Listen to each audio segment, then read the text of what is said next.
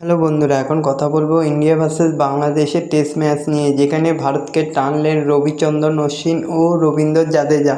দুইজনের মধ্যেই 195 রানের জুটি হলো। বাংলাদেশের বিরুদ্ধে রেকর্ড করলেন ভারতীয় জুটি। 195 রানের জুটি চেন্নাইয়ে বাংলাদেশের বিরুদ্ধে রেকর্ড করলেন অশ্বিন ও জাদেজা। তো বন্ধুরা, এরকমই সব খেলার খবর জানতে হলে আমার চ্যানেলটিকে অতি শীঘ্রই লাইক, কমেন্ট, সাবস্ক্রাইব করতে ভুলো না ও বন্ধুদের মধ্যে প্রচুর পরিমাণে শেয়ার করে দাও, যাতে আমার 4000 ঘন্টা ওয়াচ টাইম খুব শীঘ্রই পূর্ণ হয়ে যায়।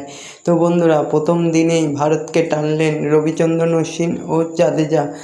144 রানেই 6 উইকেট পড়ে গেছিল ভারতে। সেখান থেকে ভারতকে টানলেন রবিচন্দ্রন অশ্বিন ও রবীন্দ্র জাদেজা। প্রথম দিনের শেষে ভারতের রান হয় 6 উইকেটে 339। অশ্বিন ও জাদেজার মধ্যে 195 রানের জুটি হলো। বাংলাদেশের বিরুদ্ধে রেকর্ড করলেন এই ভারতীয় জুটি। টেস্টে বাংলাদেশের বিরুদ্ধে সপ্তম উইকেট সবচেয়ে বেশি রানের জুটি গড়লেন অশ্বিন ও জাদেজা। এর আগে এই রেকর্ড ছিল শচীন তেন্ডুলকর ও জাহির খানের মধ্যে।